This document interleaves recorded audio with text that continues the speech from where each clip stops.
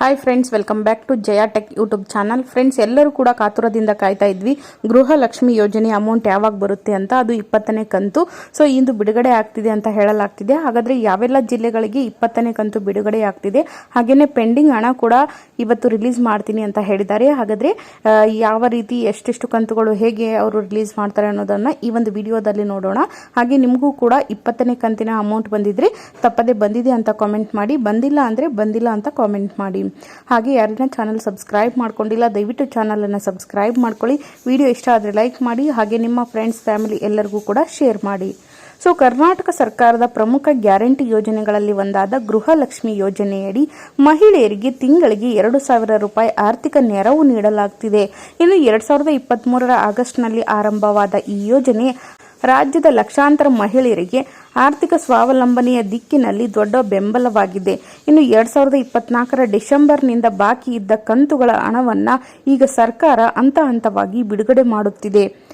ಇನ್ನು ಸರ್ಕಾರದ ಇತ್ತೀಚಿನ ಘೋಷಣೆಯಂತೆ 2024 ಡಿಸೆಂಬರ್ನ 17ನೇ ಕಂತು ಅಂದರೆ ಮಾರ್ಚ್ 11, 2025ಕ್ಕೆ, ಇನ್ನು ಜನವರಿ ತಿಂಗಳಿನಲ್ಲಿ 18ನೇ ಕಂತು ಮಾರ್ಚ್ 30, ಇನ್ನು 2025ಕ್ಕೆ, ಮತ್ತು ಫೆಬ್ರವರಿದು 19ನೇ ಕಂತು ಬಂದ್ಬಿಟ್ಟು ಮೇ 19, 2025ಕ್ಕೆ ಫಲಾನುಭವಿಗಳ ಖಾತೆಗೆ ಜಮಾ ಮಾಡಿದ್ದಾರೆ. ಇನ್ನು ಅದೇ ರೀತಿ ಇದೀಗ 20ನೇ ಕಂತು ಮಾರ್ಚ್ 2025ರ 20ನೇ ಕಂತಿನ ಹಣವನ್ನು ಜೂನ್ 7, 2025ರಂದು ಬಿಡುಗಡೆ ಮಾಡಲಾಗಿದೆ. ನಿಮಗೆಲ್ಲರಿಗೂ ಗೊತ್ತಿರಬಹುದು, ಈಗಾಗಲೇ ಜೂನ್ 7ನೇ ತಾರೀಕಿನಂದು ಗೃಹಲಕ್ಷ್ಮಿ ಯೋಜನೆಯ 20ನೇ ಕಂತನ್ನು ಬಿಡುಗಡೆ ಮಾಡಲಾಗಿದೆ. ಇನ್ನು ಏಪ್ರಿಲ್ ಮತ್ತು ಮೇ ತಿಂಗಳ ಕಂತುಗಳು ಇನ್ನೂ ಬಾಕಿ ಇದ್ದು ಶೀಘ್ರದಲ್ಲೇ ಇವುಗಳನ್ನು ಕೂಡ ಜಮಾ ಮಾಡುವ ಬಗ್ಗೆ ಸರ್ಕಾರ ಭರವಸೆಯನ್ನ ನೀಡಿದೆ. ಇನ್ನು ಗೃಹಲಕ್ಷ್ಮಿ ಯೋಜನೆ ಹಣವನ್ನು ಹೇಗೆ ಜಮಾ ಆಗುತ್ತೆ ಮತ್ತು ಅದನ್ನು DBT ಮುಖಾಂತರ ನೀವು ಹೇಗೆ ತೆಗೆದುಕೊಳ್ಳಬೇಕು ಅನ್ನೋದನ್ನು ಕೂಡ ತೋರಿಸ್ತೀನಿ. ಅದೇ ರೀತಿ ಗೃಹಲಕ್ಷ್ಮಿ ಯೋಜನೆಯ ಹಣವನ್ನು DBT ವ್ಯವಸ್ಥೆಯ ಮೂಲಕ ನೇರವಾಗಿ ಫಲಾನುಭವಿಗಳ ಬ್ಯಾಂಕ್ ಖಾತೆಗೆ ವರ್ಗಾಯಿಸಲಾಗುತ್ತದೆ. ಆದರೆ ತಾಂತ್ರಿಕ ಕಾರಣಗಳಿಂದಾಗಿ ಕೆಲವೊಮ್ಮೆ ಹಣ ಜಮೆಯಾಗಲು 2 ರಿಂದ 3 ದಿನಗಳು ಬೇಕಾಗಬಹುದು. ಆದ್ದರಿಂದ ಫಲಾನುಭವಿಗಳು ತಮ್ಮ ಬ್ಯಾಂಕ್ ಖಾತೆಯನ್ನು ನಿಯಮಿತವಾಗಿ ಪರಿಶೀಲಿಸುವುದು ಇಲ್ಲಿ ಮುಖ್ಯವಾಗುತ್ತೆ. ಇನ್ನು ಮೊದಲಿಗೆ ನೀವು ಪ್ಲೇಸ್ಟೋರಲ್ಲಿ ಹೋಗಿ ಅಲ್ಲಿ ನೀವು DBT ಅಂತ ನೀವು ಸರ್ಚ್ ಮಾಡಬೇಕಾಗುತ್ತೆ. ಸೊ DBT ಅಂತ ಸರ್ಚ್ ಮಾಡಿದ ತಕ್ಷಣ ನೀವು ನೋಡಬಹುದು, ಇಲ್ಲಿ ನಿಮಗೆ ಈ ಒಂದು ಆ್ಯಪ್ ನೋಡಲಿಕ್ಕೆ ಕಾಣಿಸುತ್ತೆ. ಗೂಗಲ್ ಪ್ಲೇಸ್ಟೋರ್ನಿಂದ DBT ಕರ್ನಾಟಕ ಆ್ಯಪ್ ಡೌನ್ಲೋಡನ್ನು ಮಾಡ್ಕೊಳ್ಬೇಕಾಗತ್ತೆ. ಸೊ ಅದಾದಮೇಲೆ ಇದು ಓಪನ್ ಆದಮೇಲೆ ಇಲ್ಲಿ ನೀವು ನಿಮ್ಮ ಆಧಾರ್ ಸಂಖ್ಯೆಯನ್ನು ನಮೂದಿಸಬೇಕಾಗುತ್ತೆ. ಅಂದರೆ ಇಲ್ಲಿ ನಿಮ್ಮ ಆಧಾರ್ ಸಂಖ್ಯೆಯನ್ನು ಹಾಕಬೇಕು. ಸೊ ಅದಾದಮೇಲೆ ನಿಮಗೆ ಗೆಟ್ OTP ಅಂತ ಬರುತ್ತೆ.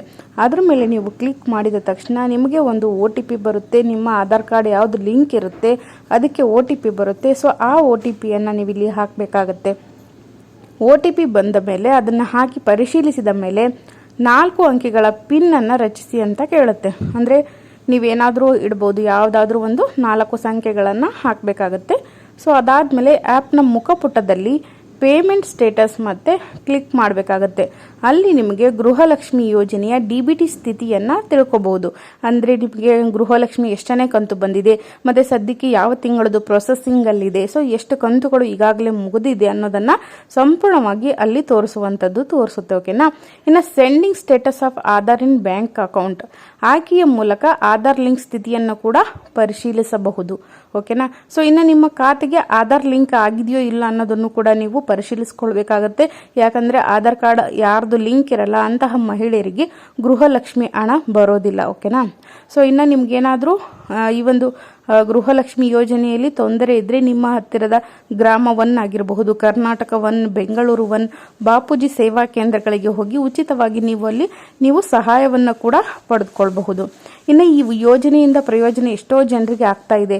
ಫಾರ್ ಎಕ್ಸಾಂಪಲ್ ಆಗಿ ಗೃಹಲಕ್ಷ್ಮಿ ಯೋಜನೆಯಿಂದ ಮಹಿಳೆಯರು ತಮ್ಮ ದೈನಂದಿನ ಖರ್ಚಾಗಿರಬಹುದು, ಮಕ್ಕಳ ಶಿಕ್ಷಣ ಆಗಿರಬಹುದು, ಮನೆಯ ಅಗತ್ಯತೆಗಳನ್ನು ಹಣವನ್ನು ಬಳಸ್ಕೊಳ್ತಾ ಇದ್ದಾರೆ.